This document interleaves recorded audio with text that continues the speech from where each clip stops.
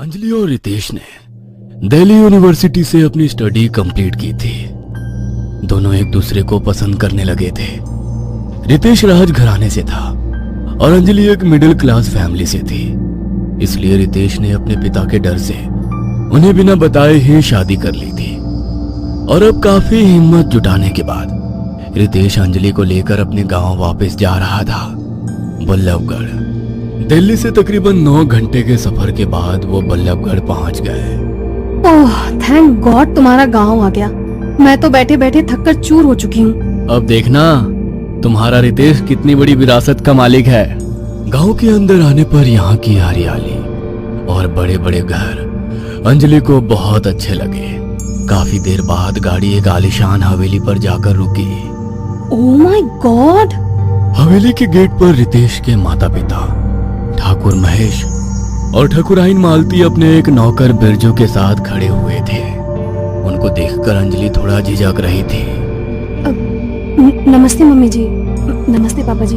रितेश बेटा, अगर तुम मेरे इकलौते बेटे और विरासत के इकलौते वारिस ना होते तो हम तुम्हारी शादी को कभी मंजूरी नहीं देते। खैर चलो अंदर आओ।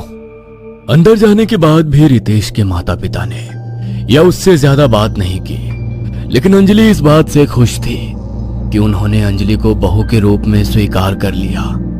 सभी ने साथ में डिनर किया और उसके बाद अंजलि चलो हम दोनों बाग में टहलने चलते हैं, जहां मैं बचपन में बहुत घूमता था। बेटा रात में तुम कहाँ बाग में जा रहे हो? मम्मी इतने सालों बाद आया हूँ, अब प्लीज मुझे मत रोकिए। चलो अंजलि। रितेश और अंजलि हवेली से निकलकर गार्डन में टहलने लगे। रितेश यहाँ का एनवायरनमेंट कितना रोमांटिक है ना।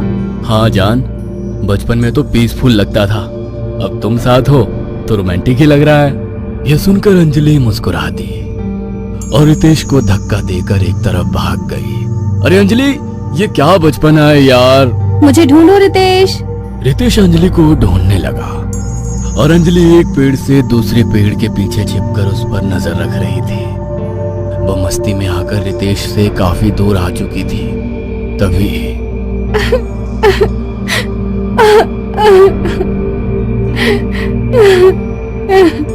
उसे किसी लड़की के रोने की आवाज सुनाई देने लगती है। ये किसकी आवाज है इतनी रात में इस जगह? उसने इधर उधर नजरें दौड़ाकर देखा तो कुछ ही दूरी पर उसको एक लड़की नजर आई जिसने काली साड़ी पहनी थी और उसका चेहरा घूंघट से ढका हुआ था।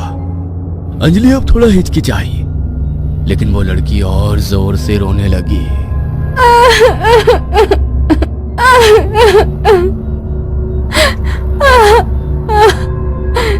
कौन है आप? ऐसे क्यों रो रही हैं? वो लड़की बिजली की रफ्तार से उसके करीब आई और उसने अंजलि का हाथ पकड़ लिया। तभी अचानक उसका रोना भयानक हंसी में बदल गया।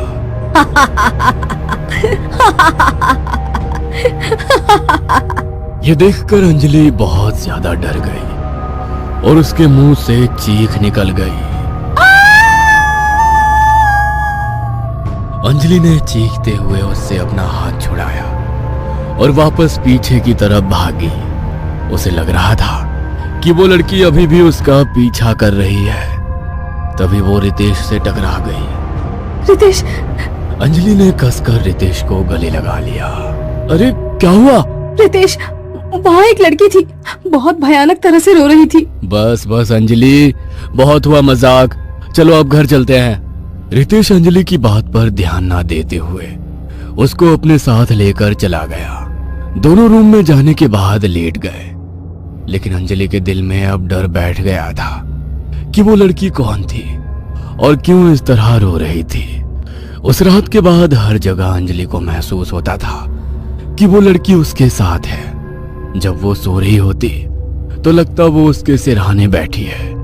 वो किचन में काम कर रही होती तो ऐसा लगता कि वो उसके पीछे खड़ी है। लेकिन उसने अभी तक अंजलि को कोई नुकसान नहीं पहुंचाया था, इसलिए अभी तक अंजलि की बात पर रितेश ने भरोसा नहीं किया था। धीरे धीरे 9 महीने गुजर गए। अब अंजलि मां बन चुकी थी। वो अपने बच्चे की देखभाल में लग गई और उसका ध्यान अब उस लड़की से थोड़ा कम हो गया। इसका नाम मैं तुम्हारे नाम से मिलता जुलता रखना चाहती हूँ। रोहन कैसा रहेगा? रोहन? अच्छा नहीं जान, बहुत अच्छा रहेगा। ये सुनकर अंजलि मुस्कुरा दी। अब रितेश अपने काम में बिजी था और अंजलि पूरी तरह से रोहन की परवरिश में लगी थी। एक दिन रितेश बिजनेस के सिलसिले में दिल्ली गया हुआ था। अंजलि अपने कमरे में रोहन के साथ सो रही थी। तभी उसे वही आवाज सुनाई दी और वो चौंकते हुए नींद से जाग उठी। उसकी सांसें तेज तेज चल रही थी और माथे पर पसीना आ गया था। तभी उसने पाया कि रोहन उसकी बराबर में नहीं है। रोहन कहाँ गया मेरा रोहन? उसे फिर से वही रोने की आवाज सुनाई दी तो उसने देखा कि वो लड़की घर के कोने में बैठी है और रोहन उसी की गोद में सो रहा है। ये देखकर अंजलि के पैरों तले जमीन निकल गई। रोहन! उसने आगे बढ़कर उसकी गोद से रोहन को उठाना चाहा, लेकिन उस लड़की ने अंजलि का हाथ पकड़ लिया। इस हरकत से अंजलि के बदन में सनसनी दौड़ गई। मम्मी, पापा जी!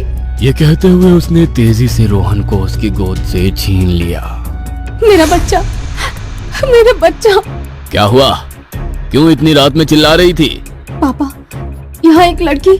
ये कहते हुए उसने दीवार की तरफ इशारा किया तो अब वो लड़की वहां नहीं थी। देख ली होगी सोने से पहले कोई भूत की फिल्म। इन शहरी लड़कियों के तो यही ड्रामे रहते हैं। चलो वापस अपने कमरे में जाओ। अंजलि अपने कमरे में जाकर रोहन को खुद से चिपटा कर लेट गई। आज की इस घटना से उसका डर और ज्यादा बढ़ गया था। अगले दिन जब रितेश घर वापस आया रितेश!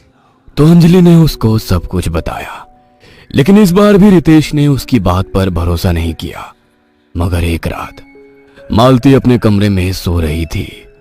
तभी उसको वही रोने की आवाज सुनाई दी और उसकी आंख खुल गई। कौन है? उसने महेश को जगाया नहीं और कमरे से बाहर निकली। तभी उसने पाया कि कॉरिडोर की जमीन पर वही लड़की बैठी रो रही है।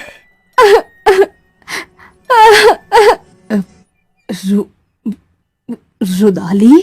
ये कहते हुए मालती वहां से भागी और हड़बड़ाहट में अंजलि के कमरे में घुस गई। क्या हुआ मम्मी जी? अब वो रुदाली मेरे पीछे है। मुझे बचा ले बहू, बचा ले बहू। तभी वो रोने वाली औरत वहां आ पहुंची। उसने मालती का पैर पकड़ा और उसको तेजी से घसीटते हुए एक कमरे में ले गई।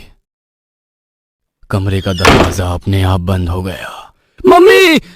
अंजलि और रितेश दरवाजे को पीटने लगे, लेकिन दरवाजा नहीं खोल रहा था। पापा, जल्दी आइए!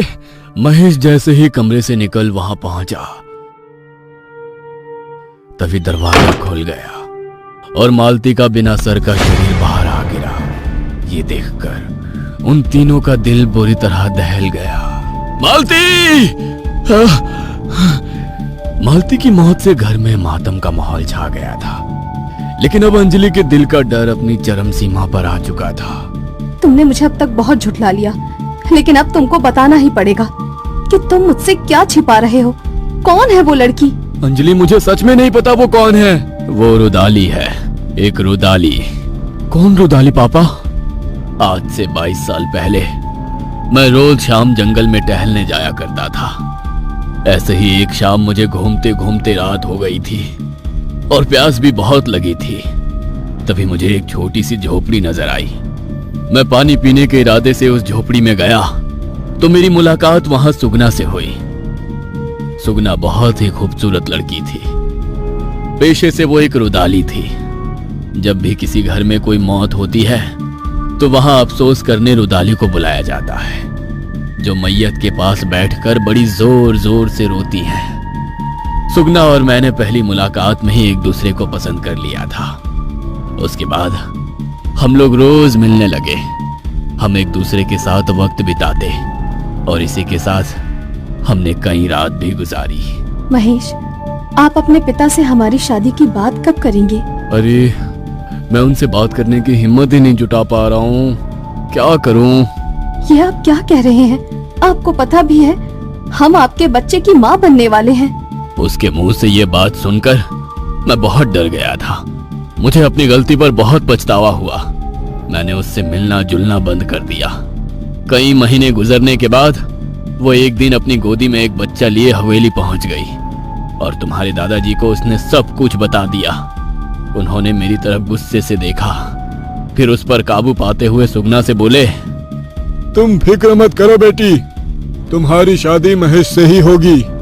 यह सुनकर वो बहुत खुश हुई और तुम्हारे दादाजी ने उसे ठहरने को एक कमरा दे दिया। उनके इस फैसले से मैं भी बहुत हैरान था, लेकिन रात को जब वो सो रही थी तो उन्होंने अपने असली प्लान को अंजाम दिया। तुम्हारे दादाजी मुझे साथ लेकर उसके कमरे में गए और उसके पेट में चाकू घोंप दिया। तभी सुगना दर्द में चीखती हुई नींद से जागी।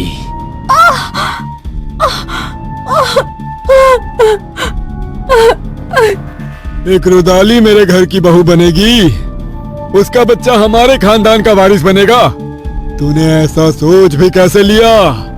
सुगना जमीन पर गिरकर अपनी आखिरी सांसें गिनने लगी। पिताजी के इस हमले से मैं भी बहुत ज्यादा चौंका हुआ था, लेकिन कुछ नहीं बोल सकता था। तुमने मुझे तो खत्म कर दिया, लेकिन मेरे बेटे के हक के लिए मैं वापस आऊंगी। मेरे बेटे को उसका हक दिलाकर रहूंगी। ये उसके आखिरी शब्द थे। उसकी चिता को आग देने के बाद पिताजी ने उसके बच्चे को हमारे कारखाने में काम करने वाले एक कर्मचारी को दे दिया। उसने उसका नाम माधव रखा और उसकी परवरिश की। लेकिन सुगना के खून के कुछ दिन बाद ही पिताजी की रहस्यमयी तरीके से मौत हो गई। उसके बाद मैंने तुम्हारी माँ से शादी की और उस बात को हमेशा के लिए भूल गया। पिताजी, मुझे यकीन नहीं होता कि जिस खानदान पर मुझे इतना गर्व था, उसी खानदान का इतिहास इतना बुरा है। मैंने सोचा नहीं था। तभी इन तीनों को रुदाली के रोने की आवाज सुनाई दी। उसे सुनकर ये तीनों डर गए। ये तीनों ने देखा कि रुदाली रोते हुए इन्हीं की तरफ आ रही है। आज उसने पहली बार अपना घूंघट हटाया था। उसके चेहरे पर गुस्सा साफ नजर आ रहा था। वह महेश की तरफ खून भरी निगाहों से देख रही थी। तभी महेश ने अपने हाथ जोड़ लिए और घुटनों पर आ गया। मुझे माफ कर दो, मुझे माफ कर दो सुगना, मुझसे बहुत बड़ी गलती हो गई। तुमने मेरे दिल के साथ खेला, मेरी जिंदगी बर्बाद कर दी और ऊपर से मेरे बेटे को भी उसका हक नहीं दिया। मैं तुमको जिंदा नहीं छोड़ूंगी महेश। ऐसा कहते हुए उसने झट से महेश का गला पकड़ लिया। सुगना, पापा को मारने पर तुम्हारा बदला तो पूरा हो जाएगा, लेकिन तुम्हारा बच्चा, उसको उसका हक नहीं मिलेगा। वो अभी तक एक नौकर की तरह ही जी रहा है और आगे भी जीता रहेगा। हाँ, मैं इस महेश को मारकर अपना प्रतिशोध लूंगी। तुम चाहो तो मैं तुम्हारे बेटे को उसका हक दिलाऊंगा। मेरी जगह वो इस विरासत का वारिस बनेगा। मैं तुमसे वादा करता हूँ, लेकिन तुम पापा की जान बख्श दो। इतना सुनते ही रुदाली ने महेश को छोड़ दिया। महेश अपने गले को पकड़कर लंबी सांस लेते हुए खांसने लगा। अपना वादा जरूर निभाना, वरना ठीक नहीं होगा। ये कहकर रुदाली गायब हो गई। पापा, मुझे अभी माधव से मिलना है, जल्दी से मुझे उसके पास ले चलिए। महेश इन दोनों के साथ उस लड़के माधव के घर पहुंचा और उसे सब कुछ बताया। नहीं चाहिए मुझे ये विरासत, आप मेरे पिता बनने लायक ही नहीं हैं। मुझे माफ कर दे बेटा, बस एक मौका दे दे। इस पर रितेश और अंजलि ने माधव को समझाया तो वो कुछ नहीं बोला।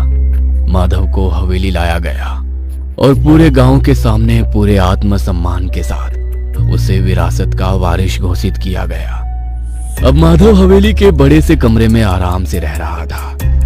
आज पहली बार रुदाली उसको देखकर बहुत खुश नजर आ रही थी। महेश भी इस समय अपने कमरे में आराम से सो रहा था। तभी कौन है? मेरे बेटे को उसका हक तो मिल गया, लेकिन मेरे साथ किए हुए धोखे का बदला मैंने तुमसे नहीं लिया। ये सुनकर महेश की आंखें खौफ से फट पड़ी। रुदाली उसके करीब आई और उसने उसकी गर्दन को 2 झटके मारकर शरीर से अलग कर दिया। उसके बाद वो उसकी लाश के पास बैठकर जोर जोर से रोने लगी।